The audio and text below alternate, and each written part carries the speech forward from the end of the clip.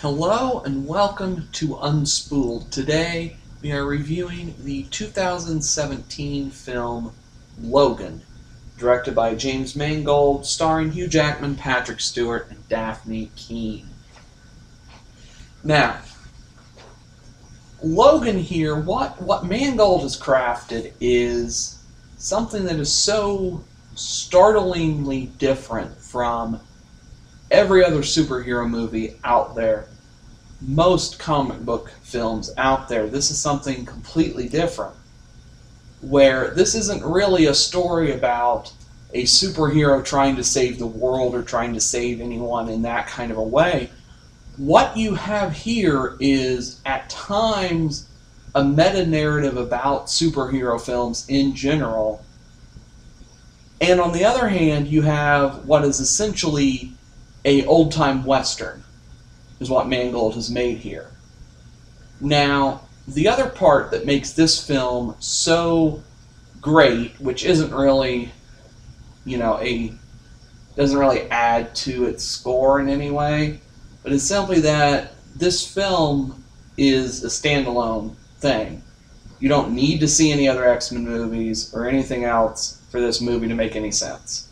This movie is its own independent thing and does not connect in any way to any of the other X-Men movies other than two of the main characters, Wolverine and Professor X. Other than that, if they weren't named that and you had no idea, you wouldn't know this is an X-Men movie, because it has nothing to do with anything else in the X-Men universe, really.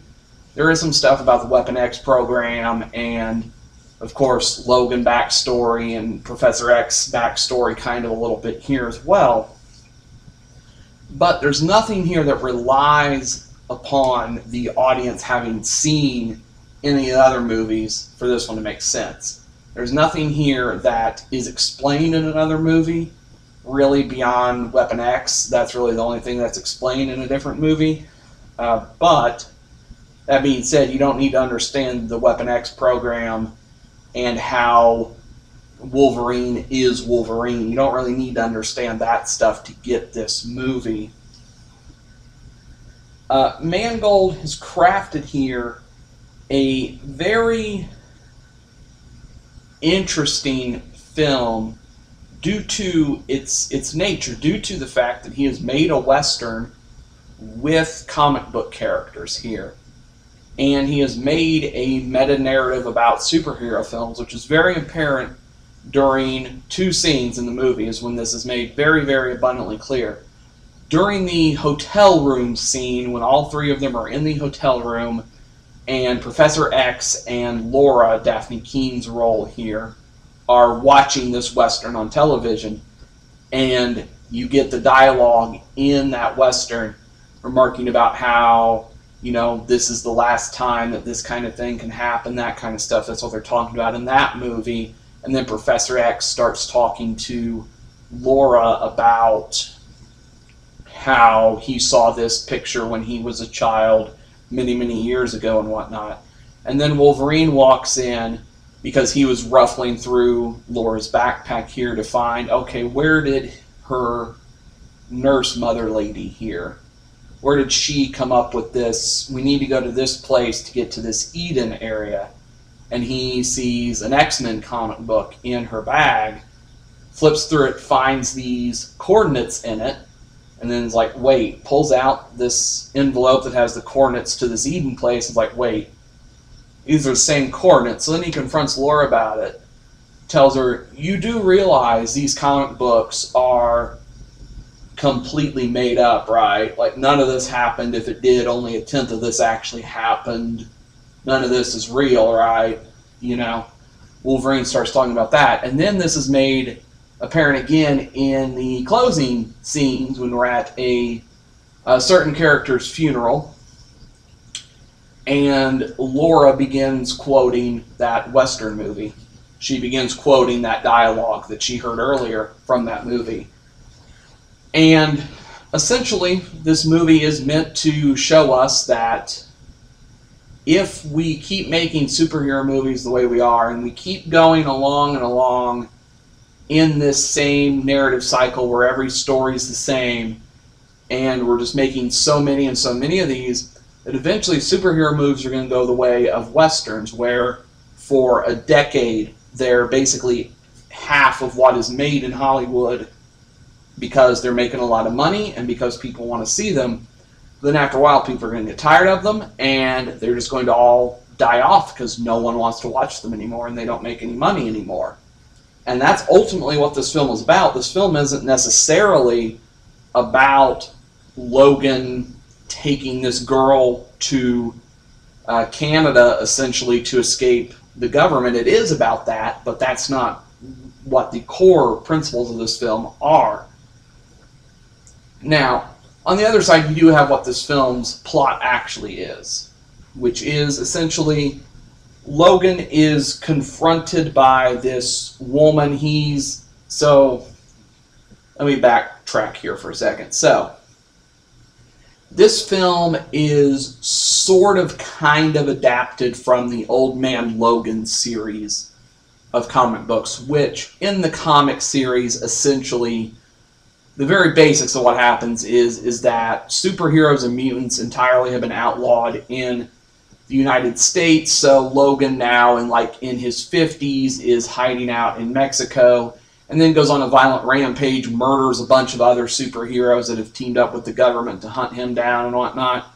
So that's essentially the comic series that this is adapted from. The only things that really takes from that are we have an aging and doesn't really care anymore Wolverine. That's real, and the aged, dementia-ridden Charles Xavier. That's really the only parts that are taken directly from that comic series, but that's the closest analog to a true source material this film has. So, we see Wolverine is in his mid to late 40s, maybe 50s here in this film, and he's old, his healing factor is failing him, and he believes is being slowly poisoned to death by the adamantium grafted onto his skeleton, which is what's happening in this film. So, he is no longer as he once was. He can barely get his claws to come out all the way anymore. He can't heal from minor wounds that he would be able to shake off in half a second before. He can't do any of this stuff anymore. And then we have Professor X, who is no longer able to control his own powers, mostly, where his powers are at a state where they are still as good as they were. He just can't control them anymore because of the dementiated state of his brain.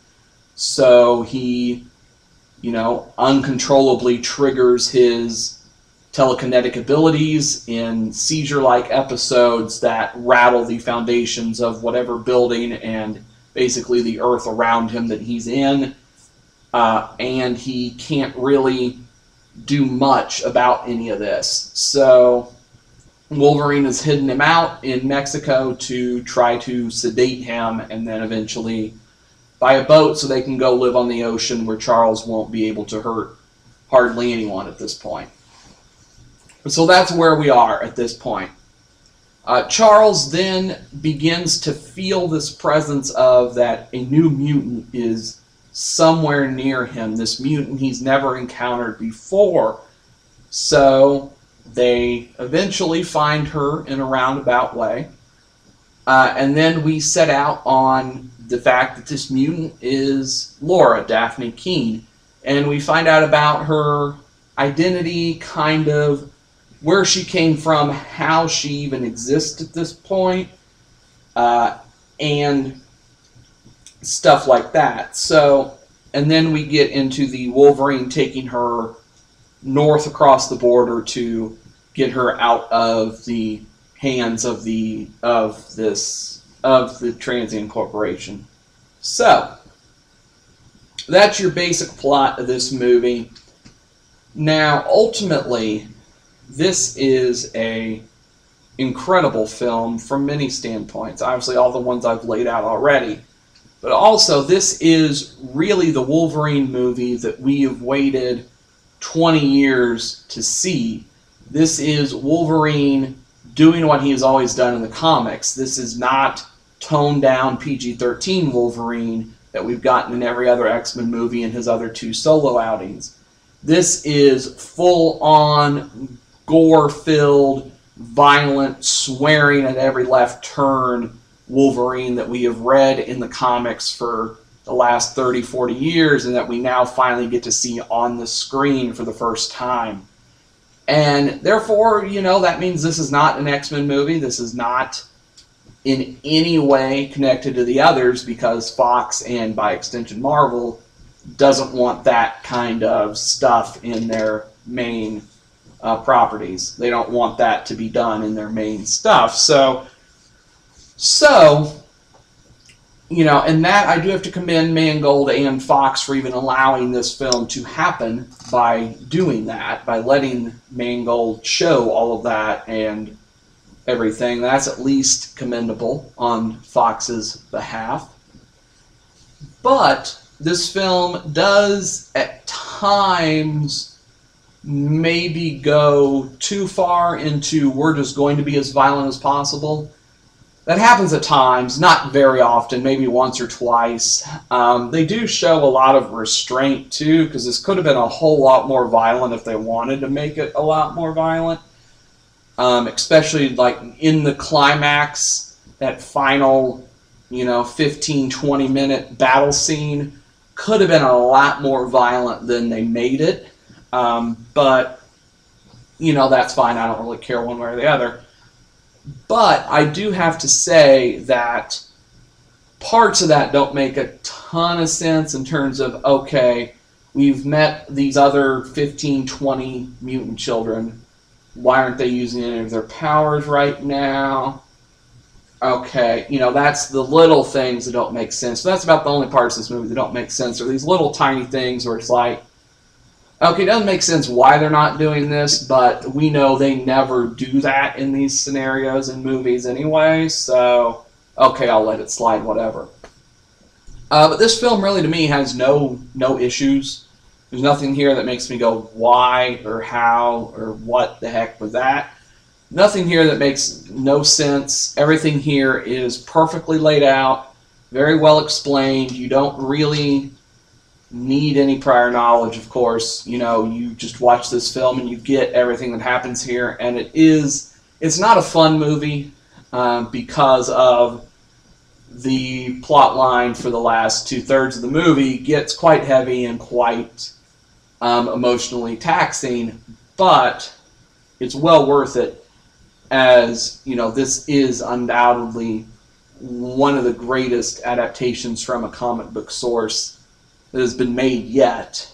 So I have to give this film my highest rating on a movie from this year, a 96%.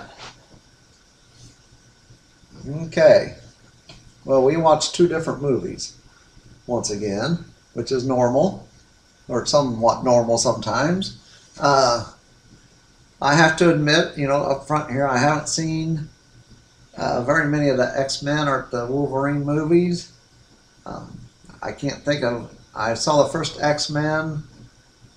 I don't think I've seen any of the Wolverine movies, so I haven't seen too many of those. Well, from a background standpoint, technically, I've only watched X-Men 1, 2, and 3, and then the first Wolverine solo movie. So, you know, you think everything's explained really well in this movie, and it is. That's why I must have watched a different movie. You know, so we're getting an older, less powerful Wolverine. Mm-hmm. Apparently he's not able to heal himself as fast as he was able to when he was younger, I guess. And we get this young girl, so that's who seems to be his daughter, but it's hard to say yay or nay on that. Spoilers here. Oh, you know, yeah, I have spoilers. Critical second act spoiler there, but okay. I have spoilers. In my review, there are spoilers. I guess that's a spoiler. Yeah. That's the big reveal of the movie. I mean, it seems to be his daughter, but I couldn't tell if it was or not. So, technically, Laura sort of is, but not, because at least what it's shown in the movie is that the Weapon X program was restarted by the Transient Corporation to create child super soldiers with mutant abilities that will just be unstoppable killing machines, and they take Wolverine's DNA and clone her mutation from his DNA. So she's kind of his daughter, but not really in that sense. She is partially cloned from his DNA, but was not biologically created in any way by him. Okay. But at the And that's start all of the laid movie, out in the movie, by not the way. at the start, but the beginning of the movie, Mm-hmm. she, she rips up 20 or so Reavers on her own. Mm-hmm. Just, boy, she's powerful. Mm-hmm. Super duper. But then at the end of the movie, later in the movie, she's with 10 or more other of these powerfully trained mutant kids, and she can't do the 20 Reavers now. I'm like, why can't she do that now? Is she weak? Is she, what's the problem this time? She did it before, she can't do it again. Okay. I don't know why. Well, ultimately, this is also laid out in the movie here. This is laid out during when Wolverine and Laura are driving in the car, here when they're driving through the desert stuff and whatnot. And essentially, Wolverine remarks to her that she should not follow in his footsteps, that she should not become this ruthless, murderous individual who just kills everything in her way like he is, that she should try to be something different, should show restraint in when she murders people and when she doesn't murder people, when she just tries to use her craft and maybe speed, these kind of things to escape instead of just violently fighting her way out of every situation. Okay, well, I think that'd been a good time to be violent, but anyway, maybe not. And here's another spoiler, maybe, I don't know, but apparently Logan comes into the room where Xavier's at, but it isn't Logan, it's a clone. Somehow they cloned him, so and he's like a robot. That I take it he's a robot clone of Logan. So he's not human, but so Xavier, his power is like to read minds and detect life. So why can't he sense that's a robot and that it's not Logan? Okay, this is the one part you do need a little prior knowledge here.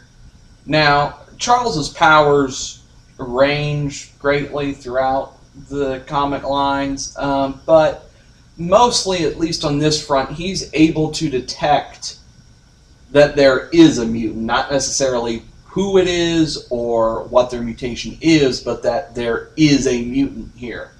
So, when he's laying in bed and he knows the only two other mutants around him are supposed to be Laura and Logan, he's not going to jump to a conclusion that, oh, there is a cloned mutant here to murder me.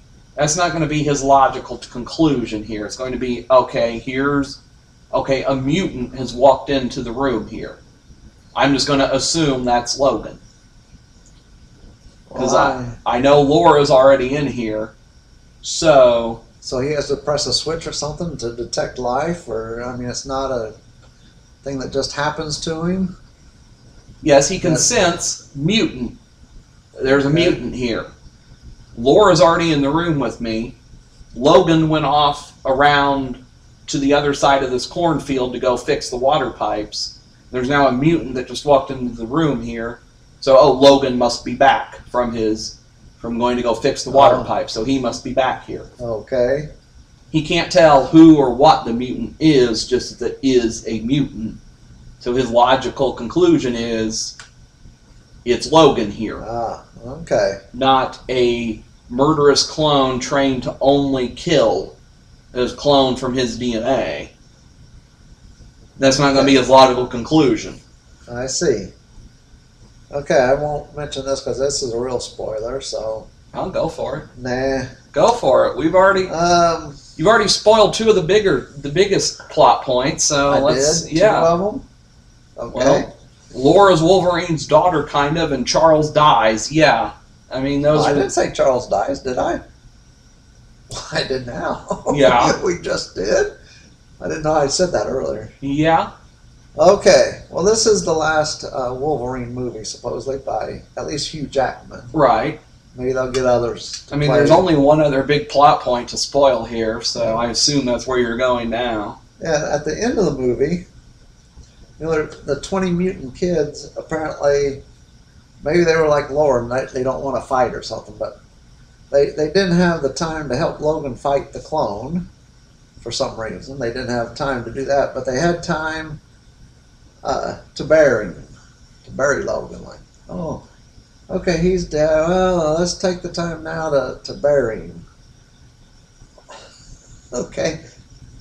Why didn't you take the time to fight the clone so, you know, Logan didn't die? But well, because presumably, at least here on my idea here would be that they're not complete idiots, so they know that if they try to fight this clone, that they're all going to get murdered by him, by this clone. Okay. By X-23 here, they're all going to get murdered by him. Yeah. Okay. So, well, let's let Logan kill him as much as possible, and then, if necessary, we'll step in at the end to help finish him off if Logan needs this help.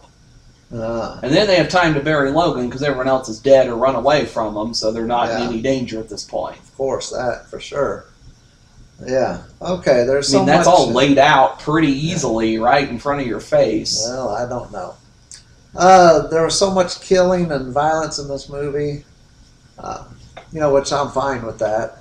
But must be a theme for this year's movies with like Atomic Blonde and John Wick, and whew, they've amped up the violence and the killing. Now the girl, Laura, apparently she was raised, I'm going to say, you know, she was raised in a cage. Mm-hmm. Okay, at the start of the movie, you know, to begin the movie, that, you know, she was quiet. Mm-hmm. Like she couldn't speak, or maybe she didn't want to speak. I'm not sure, but I was thinking she couldn't speak.